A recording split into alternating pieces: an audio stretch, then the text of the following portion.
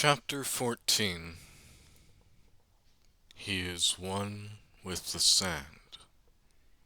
Dune World Funeral Litany.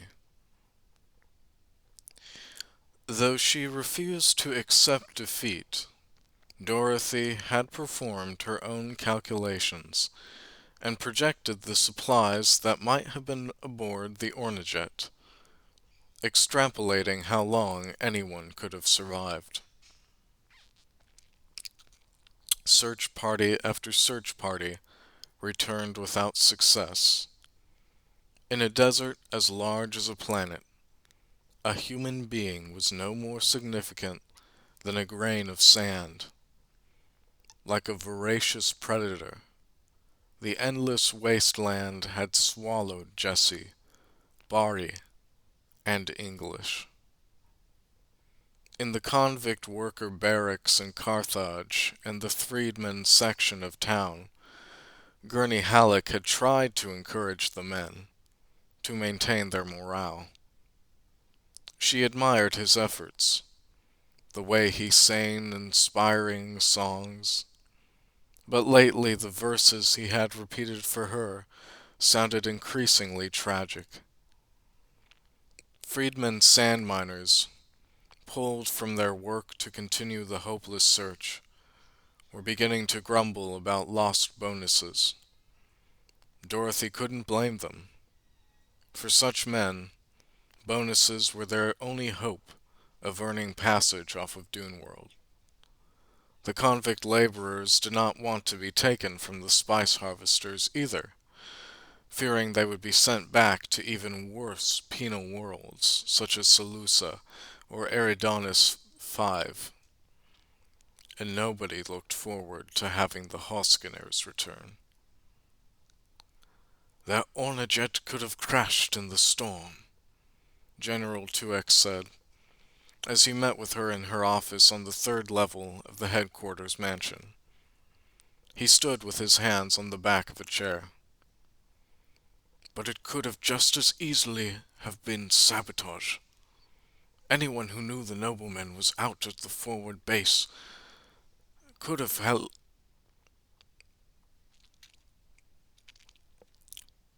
Anyone who knew the nobleman was out at the forward base could have laid a trap for him when he returned. Many people knew of the expedition, General. She stood near the window, with her arms folded across her chest. Something about this man always grated on her. You knew about it, madam. Any observer on the landing field could feel the friction between you and the nobleman as he left. What exactly was the nature of your disagreement? Red anger flashed through her eyes, burning through her grief and hopelessness. Any personal discussions between Jesse and myself are exactly that. Personal. How dare you even imply that I might have had something to do with their disappearance? It is my duty as security chief to suspect everyone, especially those who might benefit. You are the legal proxy for House Lincoln. In my opinion, the nobleman had given a commoner altogether too much control over his finances and business.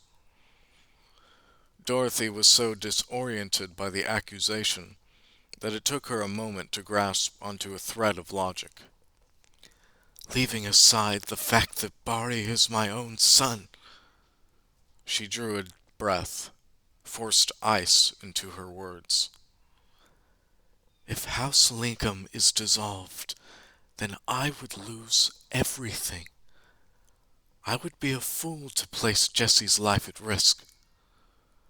You are no fool, madam.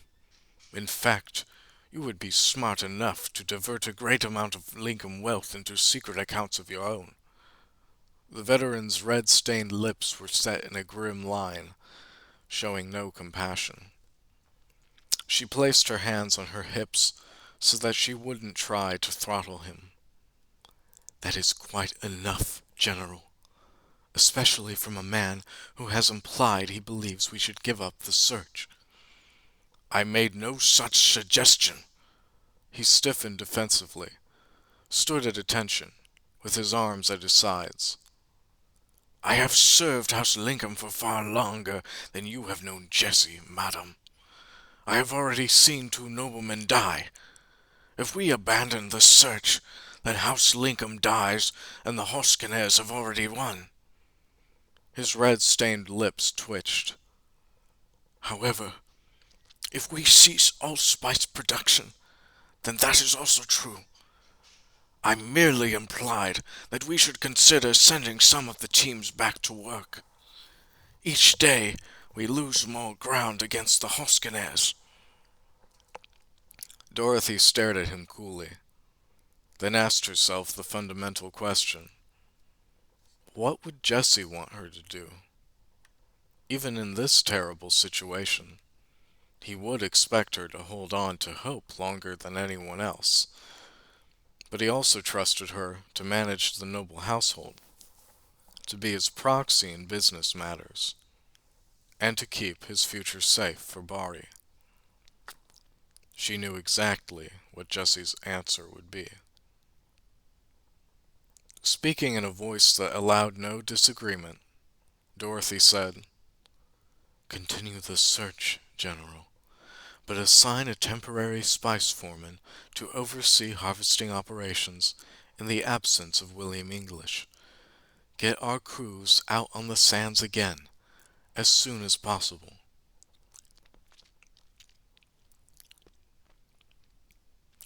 As the storm neared, Jesse settled his son against the shelter of the dune wall, where the hard sands were crusted with chemical residue from underground volcanic vents. Warily, Jesse trudged to the top of the highest dune, and saw a smothering curtain of dust billowing ominously toward them. The whistling wind picked up, flinging needle-sharp sand grains against his cheeks. His clogged face mask no longer worked well, and neither did Bari's. Both of them also had rips in their bodysuits, reducing the effectiveness of the conservation mechanisms. And they had no water left, not even a drop. Jesse slid back down the slope and unpacked a reflective blanket.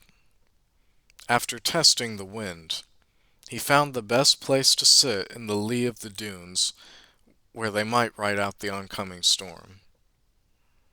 They huddled together with the blanket wrapped around them, listening to the sifting sand and dust. Jesse remembered all too well how English's face had been scarred by the abrasive winds, how other men had been scoured to skeletons. Their chances of surviving the night were vanishingly small. Like a living thing, the wind swirled around the fumarole field, lashing the sulphurous vapors in all directions. A thickening layer of sand covered their blanket, muffling the fearsome sounds. Intermittently, Jesse tried to shake it off so they wouldn't suffocate. In the middle of the long night, the winds began to die down, and the storm noises grew distant. By morning, amazed to be alive, Jesse and Bari worked together to lift the sand-weighted blanket.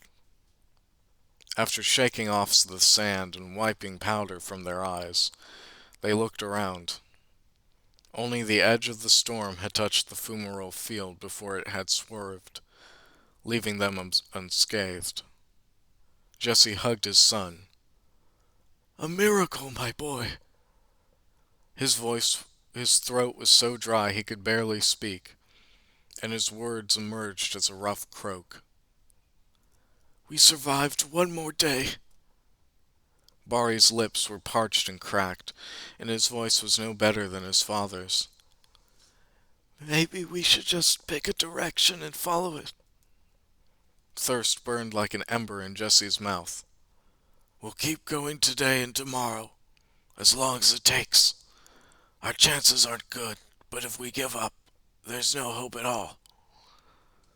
The fumaroles coughed like a choking man, clearing his throat. Gases continued to percolate out of the sand whirlpool that had swallowed the delirious William English. After giving the boy strict instructions not to wander off, Jesse slogged through loose sand at the bottom of the depression, then climbed the other side of the towering rise. In the early light of day, perhaps he would see a landmark or a fleet of rescue ships coming across the ocean of dunes. When he reached the high ridge on top, Jesse shuffled ahead, his feet sinking in. Unexpectedly, his boot snagged on something buried beneath the surface. He tripped and fell forward. Jesse rolled over, brushing himself off, wiping his face. He dug with his hands and extricated a bent white polymer rod. Loosened, the thin flexible staff sprang erect again, one of the many weather poles that sand miners had installed in the open desert to keep track of localized storms. Casting his gaze right and left, Jesse moved off several paces until he found a second bent weather pole, which he freed. He wagged the whip-like rods, saw that they were unscathed even by being forced to the ground and buried under the sand. He drew a deep breath of flinty air, accepting the symbolism as an omen. A survivor stays alive only by bending with the blows. Be flexible. Bend against the unstoppable force and then spring back when it has passed. Bari came running up. Are you all right? What did you find? He turned to his son. These are data collection devices for the weather satellites. Help me clear them out. Scooping sand, Jesse dug to the root of the pole. When he found its instrument package, he smiled for the first time in days. And each one has a transmitter uplinked to the weather satellites. Dr. Haynes was tinkering with the satellite network. If he's got it functional again, and if we can modify these pulses. Bari understood. The two of them found 6 poles in a line. They removed each one from where it was embedded and took the devices back into the depression where they were protected from the winds. Jesse used a small multi-tool from his pack to dismantle the housings and access the tiny, hardened circuitry. If we get all 6 of these in phase, we can send a strong and regular pulse. Not a complex code or a voice message, but if anyone is watching from the base, they should see the blip. Most people might have given them up for dead already, but he doubted Dorothy would ever surrender hope. By midday, they had all the weather poles silently thrumming, sending out a modulated electronic signal, a repeating pattern that could not be missed. Gathering the blanket again to shelter them from the day's heat and to present a visible, reflective target, he held Bari. Now it's only a matter of time,